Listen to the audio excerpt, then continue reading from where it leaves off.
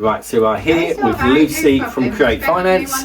We put a post out last week saying, look, any questions for anything to do with mortgages? I managed to twist Lucy's arm, get her to come on camera and answer those as best she can. We'll probably say at the start, so much of it's going to be tailored to individual people in it. So you can sort of answer in broad things, but you can't give specific advice. It's a very regulated industry, all the rest of it. So obviously the overall thing is they then need to speak to you, sort of highlight things further. But hopefully we can kind of give like a broad overview of where things are. Finance is always a really sensitive thing, and so that's why we'd ask people to sort of private message us, and we're obviously not going to put people's names in the questions, so there's nothing sort of personal that's going out there. So Lucy doesn't know what's coming, and hopefully they're really, really tricky, so put you on the spot. So first question that got sent in was, and this is where you need a crystal ball in order to answer it, will interest rates go up or down this year? Should I buy now or wait? Heads up on that question might have been nice. Thank you. Very tricky at the moment. Obviously, you know, there was a lot of changes in interest rates from the beginning of the year to where we are now. Forecast from the economy, you know, January, February was positive. Base rate was supposed to be reviewed from down. Fixed rates were, you know, at a nice level. Obviously, we've had the upheaval of the trouble in the Middle East, which has had a knock-on effect with everything. You know, it's That's a good euphemism, isn't it? Trouble. It's a little bit of trouble. That is going to have a inflation impact, which you know, then everything drives up cost. So yeah, interest rates have increased quite substantially over the past 6 weeks, I would have said.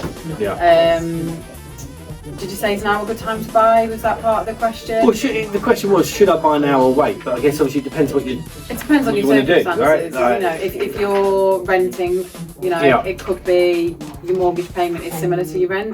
So is it worth, you know, putting that money into your own property? But like, you know, at the start we said everything is tailored to individual circumstances. So it is a very difficult question. You know, there's always ripples in the economy. You know, when is not a good time to buy? When is a good time to buy? It's very much circumstance driven, which is why we always say pick up the phone, have a conversation. And most people are making long-term decisions, aren't they? Exactly. So you're not buying somewhere to move again in 6 months. You're buying somewhere to live there 6 years plus. So you know, most people can ride the curve of economy, which is you know, great. Well, interestingly, the best month we've ever had for selling property was March. So there's clearly a lot of people buying still. Absolutely.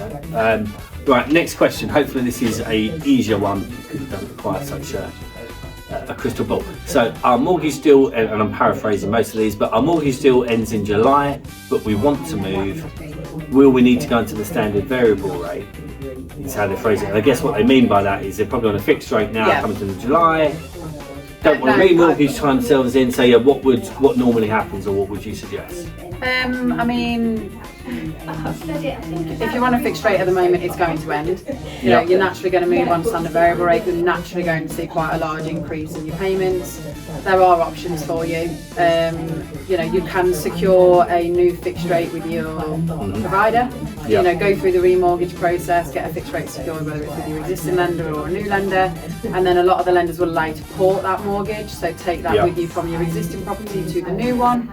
Affordability assessed, property valuation, as with all mortgage applications, and if you need additional borrowing to fund the purchase, obviously we can check all your affordability while we're doing it. Do you need to go onto a fixed deal? No, you can take so a tracker. So you could just do so, and then you've got total flexibility. There are variable products available. So there's no reason for anyone to go into the standard variable. Absolutely not. Because that's really expensive, isn't it? Like, and I think that's what they were probably meaning, thinking, look, we don't want to fix it in. But you could do. There's the option to fix in and then take it with you to the new house, or you can look at tracker options, which is going to track the Bank of England base rate.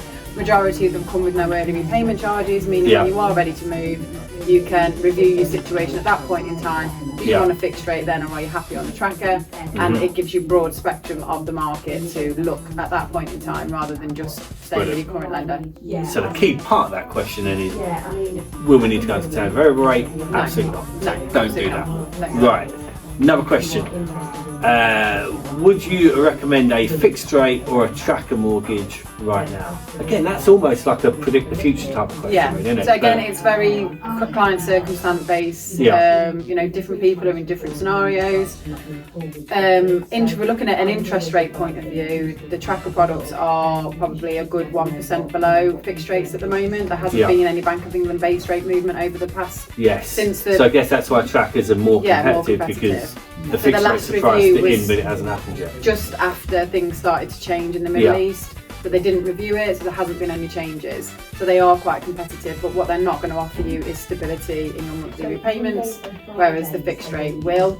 Mm-hmm. If you've got the disposable income, a tracker product is worth looking at the moment, because you've got that freedom. Mm-hmm. You know, my own remortgage is due in July, didn't secure it, going to take a tracker product and review things in the next 6 to 8 months when, you know, hopefully things may. So I guess the expectation is that that would be cheaper, but there's also some people who can't sleep at night with the risk factor of, look, if rates spike, then so. But the difference between the rates at the moment between the tracker and the fixed is about 1%. You know, that's quite a lot of base rate movement before you are matching the fixed rates. So there are options. So it's but got again, to change a lot before you're worse off. Potentially. Yeah.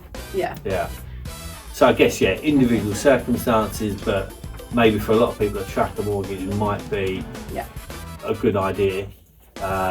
Just gives you that freedom and flexibility to see how things go moving forward. Yeah.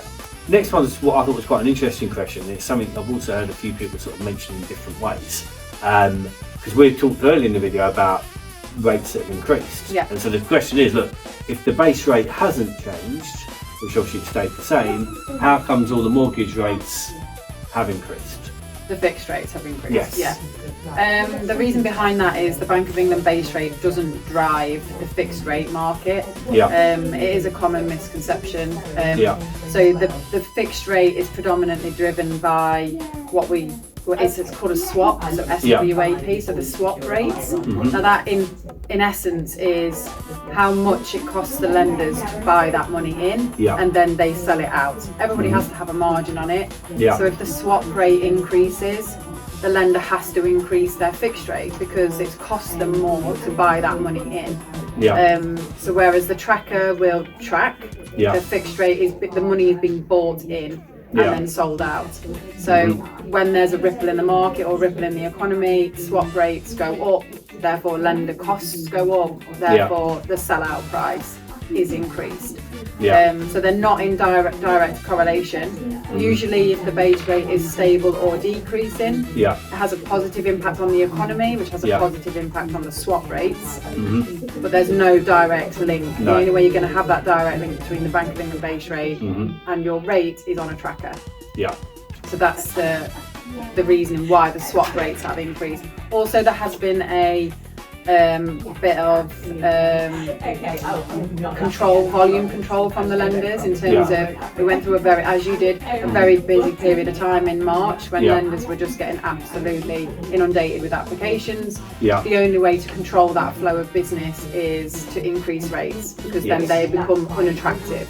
So then the next lender becomes attractive, they get loads of applications, the only thing they can do is increase rates. So there has been some price control in terms of the sheer volume of applications the lenders have been getting in. You know, most people take 6 months to review what we recommend is looking at your remortgage 6 months before. However, most people will look at it 3 months. When there's a ripple in the market, people want to get their applications in quicker. So lenders just got saturated. So we are hopeful over the next few weeks, next couple of months, those rates will start to be more reflective of where rates actually are. But that is the reason. So they might even come down a little bit in the next. And to give some context then, if you were looking at, say, and I know it depends what deposit, but a typical 2-year fixed rate mortgage rate, what would that have been in January compared to what might that be today? I can give you my own example. That helps. February I looked at it, it was going to be a fixed rate 2 years, 3.6%. I looked at it yesterday and it's currently 4.9. So you can see there's a good 1.5% difference between February and where we are now. Again, like you said, interest rates are driven by your loan to value. But you know, 90% deals at the minute are unfortunately starting with a 5, whereas we were seeing them like low 4s before. So there is a good percent difference between where they are now and where they were. It's just funny how quickly these things can change and turn. Which is why we say, look, pick up the phone, have a conversation, get your remortgage sorted out as soon as you can in advance, because you never know what's going to happen. Because you can always redo it, can't you? So if I've got a mortgage ending in 6 months, I can speak to you now, get something locked in.